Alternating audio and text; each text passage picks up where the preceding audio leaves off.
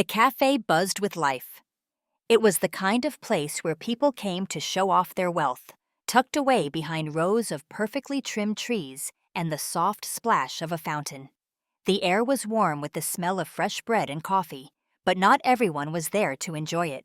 A boy stood just outside the iron fence, thin as a twig, his hoodie 2 sizes too big. His name was Sam, though no one cared to ask. Inside, at the best table, sat Edward.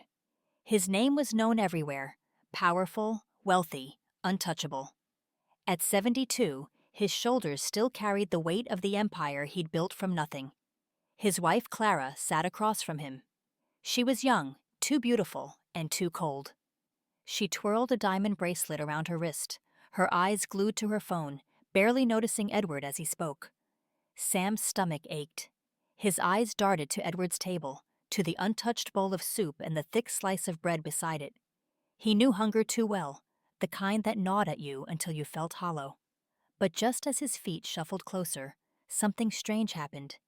Clara reached into her bag and pulled out a tiny bottle. She tilted it over Edward's soup, the liquid vanishing into the steaming broth. Her face didn't change, except for the faintest flicker of something dark. Sam froze. His heart pounded. What had she just done? She leaned across the table, her voice low but sharp. "Don't ruin this, Edward," she said, her smile like ice. Sam's hands trembled. He didn't know Edward, didn't know Clara, but he knew what he saw. His feet felt glued to the ground as he watched Edward lift the spoon, his hands steady, his face tired. And then Sam moved. "Don't eat that!" he shouted, his voice cracking. The cafe went silent. Every head turned toward the boy.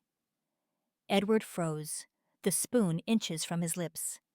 Clara's eyes snapped to Sam, her expression hardening like stone. "What did you say?"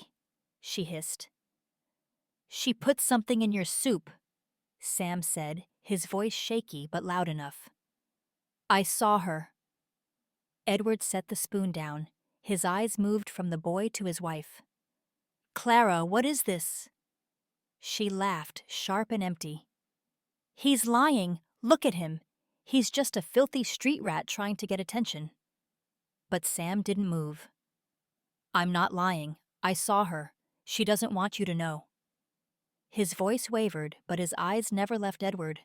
Clara's composure cracked. "Edward," she snapped, "don't listen to this nonsense. Just eat your soup." But Edward didn't. Instead, he pushed the bowl away, his gaze darkening as it locked onto hers. "Clara," he said slowly, "what did you do?" The cafe held its breath. Clara's mask slipped further, her lips parted, searching for words that wouldn't come. And then, as if something inside her snapped, she spat. "Fine. You want the truth? I've lived in your shadow long enough. I deserved everything you took from me." Her words cut like broken glass. The silence that followed was deafening. A waiter called the police, and when the officers arrived, Clara's calm was gone. She screamed as they cuffed her, thrashing like a wild animal. "You don't understand. I should have had it all." Her voice faded as they dragged her away. Edward sat motionless, staring at the empty chair across from him.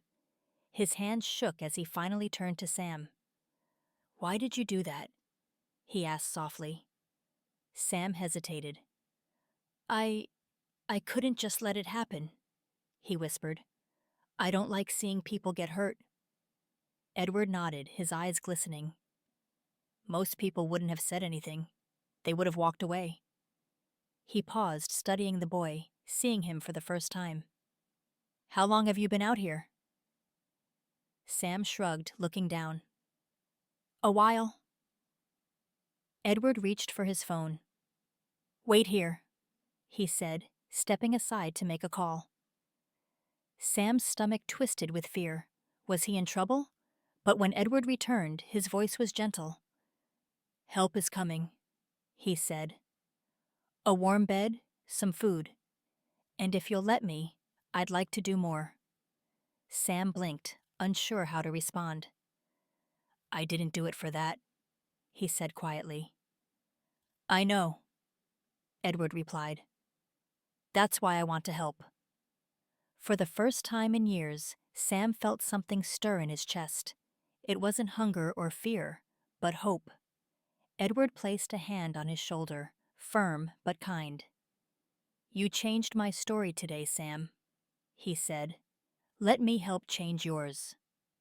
The cafe slowly returned to its hum, but nothing would be the same for those who had witnessed the moment.